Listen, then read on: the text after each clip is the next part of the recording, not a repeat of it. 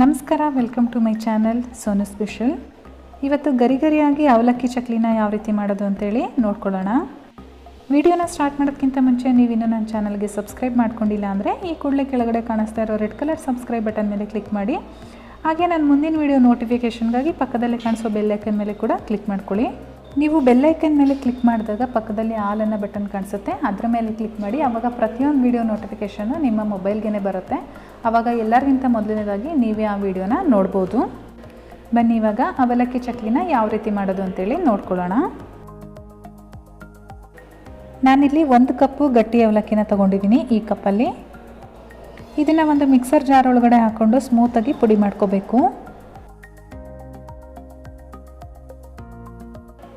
ನೋಡಿ, ನಾವು ಇಷ್ಟು ಸ್ಮೂತಾಗಿ ಪೌಡರ್ ಮಾಡ್ಕೊಳ್ಬೇಕಾಗತ್ತೆ. ಇವಾಗ ಇದನ್ನು ನಾನು ಒಂದು ಪ್ಲೇಟ್ಗೆ ಟ್ರಾನ್ಸ್ಫರ್ ಮಾಡಿಕೊಂಡು ಇವಾಗ ಇದೇ ಮಿಕ್ಸರ್ ಜಾರ್ ಒಳಗಡೆ ನಾನು ಅರ್ಧ ಕಪ್ಪು ಕಡಲೆನ ಹಾಕ್ಕೊಂಡು ಅದನ್ನು ಕೂಡ ಪೌಡರ್ ಮಾಡ್ಕೊಳ್ತೀನಿ.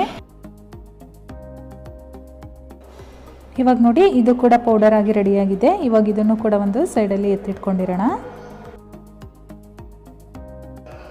ನಾನಿವಾಗ ಸ್ಟವ್ ಮೇಲೆ ಒಂದು ಕಡಾಯಿನ ಇಟ್ಕೊಂಡಿದ್ದೀನಿ. ಆ ಕಡಾಯಿಗೆ ನಾನು ಯಾವ ಕಪ್ಪಲ್ಲಿ ಅವಲಕ್ಕಿನ ತೊಗೊಂಡಿದ್ನೋ ಅದೇ ಕಪ್ಪಲ್ಲಿ 2 ಕಪ್ಪು ನೀರು ಹಾಕ್ಕೊಳ್ತಾ ಇದ್ದೀನಿ.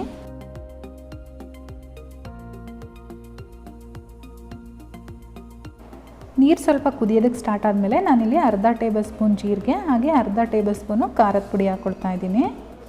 ನೀವು ಖಾರದ ಪುಡಿನ ಹೆಚ್ಚು ಖಾರ ಬೇಕು ಅಂದರೆ ನೋಡಿಬಿಟ್ಟು ಹಾಕ್ಕೊಳ್ಳಿ. ಇವಾಗ ಇದನ್ನೆಲ್ಲ ಚೆನ್ನಾಗಿ ಒಂದ್ಸರಿ ಮಿಕ್ಸ್ ಮಾಡಿಕೊಂಡು ನಾವು ಉರಿನ ಕಡಿಮೆ ಮಾಡ್ಕೊಳ್ಳೋಣ. ಲೋ ಫ್ಲೇಮಲ್ಲಿ ಇಟ್ಕೊಂಡು ನಾವು ಅವಲಕ್ಕಿನ ಪುಡಿ ಮಾಡಿ ಇಟ್ಕೊಂಡಿದ್ವಲ್ಲ, ಆ ಅವಲಕ್ಕಿನ ಇದರೊಳಗಡೆ ಸೇರಿಸ್ಕೊಳ್ಳೋಣ. ಇವಾಗ ಗಂಟಿಲ್ಲದೆ ಇರೋ ರೀತಿ ನೀಟಾಗಿ ಮಿಕ್ಸ್ ಮಾಡ್ಕೊಳ್ಬೇಕು. ನೋಡಿ, ಇವಾಗ ಇದೆಲ್ಲ ಚೆನ್ನಾಗಿ ಮಿಕ್ಸ್ ಆಗಿದೆ. ನಾನು ಈ ಟೈಮಲ್ಲಿ ಸ್ಟವ್ನ ಸ್ವಿಚ್ ಆಫ್ ಮಾಡ್ಕೊಳ್ತೀನಿ.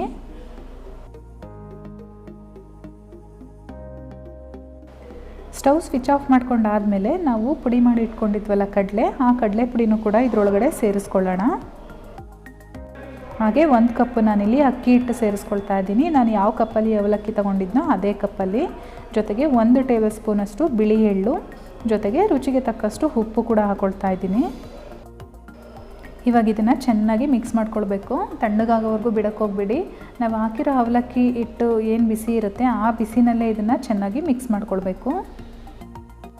ನಾವೇನು ಸ್ಪ್ಯಾಚುಲ ತೊಗೊಂಡಿರ್ತೀವೋ ಅದರಲ್ಲೇ ಮಿಕ್ಸ್ ಮಾಡ್ಕೊಳ್ಬೇಕು. ಯಾಕೆ ಅಂದರೆ ತುಂಬ ಬಿಸಿ ಇರೋದ್ರಿಂದ ನಾವು ಕೈ ಹಾಕಿ ಮಿಕ್ಸ್ ಮಾಡೋಕ್ಕಾಗಲ್ಲ. ಇವಾಗ ನೋಡಿ, ಫುಲ್ ಚೆನ್ನಾಗಿ ಮಿಕ್ಸ್ ಆಗಿದೆ ಇದು.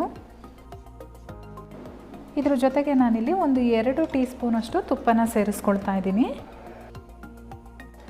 ಇವಾಗ ನಾವು ಕೈಯಲ್ಲಿ ಮುಟ್ಟೋದಕ್ಕೆ ಅದು ತಣ್ಣಗಾಗಿದೆ. ನಾವು ಇವಾಗ ಕೈ ಹಾಕ್ಬಿಟ್ಟು ನೀಟಾಗಿ ನಾದ್ಕೊಳ್ಬೇಕು ಇದನ್ನು.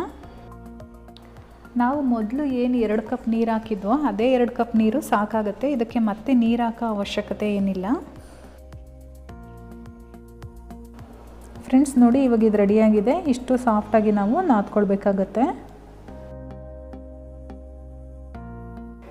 ನಾನು ಇದನ್ನು ಸಿಲಿಂಡ್ರಿಕಲ್ ಶೇಪಲ್ಲಿ ಒಂದು 3 ಉಂಡೆಗಳನ್ನಾಗಿ ಮಾಡಿಟ್ಕೊಳ್ತೀನಿ.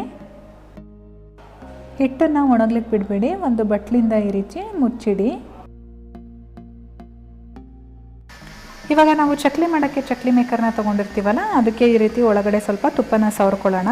ಈ ರೀತಿ ತುಪ್ಪ ಸವರೋದ್ರಿಂದ ಹಿಟ್ಟು ಎಲ್ಲೂ ಕೂಡ ಅಂಟೋದಿಲ್ಲ ನಮಗೆ. ಅದೇ ರೀತಿ ಬಿಲ್ಲೆಗೂ ಕೂಡ ಒಂದು ಸ್ವಲ್ಪ ತುಪ್ಪನ ಸವರ್ಕೊಳ್ಳೋಣ. ಇವಾಗ ನಾವು ಮಾಡಿಟ್ಕೊಂಡಿರೋ ಅಂಥ ಉಂಡೆನ ತೊಗೊಂಡು ಇದರೊಳಗಡೆ ಫಿಲಪ್ ಮಾಡ್ಕೊಳ್ಳೋಣ. ನೋಡಿ, ಈ ರೀತಿ ನೀಟಾಗಿ ಫಿಲಪ್ ಮಾಡ್ಕೊಳ್ಬೇಕು. ಈ ಟೈಮಲ್ಲಿ ನೀವು ಪಕ್ಕದಲ್ಲಿ ಎಣ್ಣೆ ಕೂಡ ಬಿಸಿ ಮಾಡಲಿಕ್ಕೆ ಇಟ್ಟಿರಿ ಚಕ್ಲಿನ ಕರಿಯೋದಕ್ಕೆ. ಒಂದು ಪ್ಲೇಟನ್ನು ತಗೊಂಡು ಈ ರೀತಿ ಚಕ್ಲಿನ ಒತ್ಕೊಳ್ಳಿ. ನಿಮಗೆ ಅಗಲವಾಗಿ ಬೇಕು ಅಂದರೆ ಅಗಲವಾಗಿ, ಅಥವಾ ಚಿಕ್ಕದಾಗಿ ಬೇಕು ಅಂದರೆ ಚಿಕ್ಕದಾಗಿ, ಯಾವ ಸೈಜಲ್ಲಿ ಬೇಕಾದರೂ ಒತ್ಕೊಳ್ಬೋದು. ಎಲ್ಲೂ ಕೂಡ ಕಟ್ಟಾಗೋದಿಲ್ಲ ಅದು. ಚಕ್ಲಿ ಒತ್ತಾದ್ಮೇಲೆ ಈ ರೀತಿ ಲಾಸ್ಟಲ್ಲಿ ಲಾಕ್ ಮಾಡೋದಂತೂ ಮರಿಬೇಡಿ. ನೀವು ಲಾಕ್ ಮಾಡಲಿಲ್ಲ ಅಂದರೆ ಎಣ್ಣೆಗೆ ಹಾಕಿದ ತಕ್ಷಣ ಓಪನ್ ಆಗಿಬಿಡುತ್ತೆ.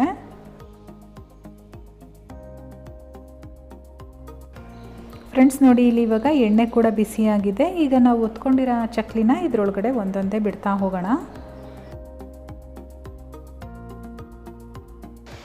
ನಮಗಿದು ಸ್ವಲ್ಪ ಗೋಲ್ಡನ್ ಬ್ರೌನ್ ಬರಬೇಕು, ಅಲ್ಲಿವರೆಗೂ ನಾವು ಬೇಯಿಸ್ಕೊಳ್ಬೇಕಾಗತ್ತೆ. ಎಣ್ಣೆಗೆ ಹಾಕಿದ ತಕ್ಷಣವೇ ಈ ರೀತಿ ಉಲ್ಟಾ ಹಾಕಕ್ಕೆ ಹೋಗಬೇಡಿ. ಕೆಳಗಡೆ ಸ್ವಲ್ಪ ಚೆನ್ನಾಗಿ ಬೆಂದ ಮೇಲೆ ಈ ರೀತಿ ಉಲ್ಟಾ ತಿರುವಾಕೊಳ್ಳಿ.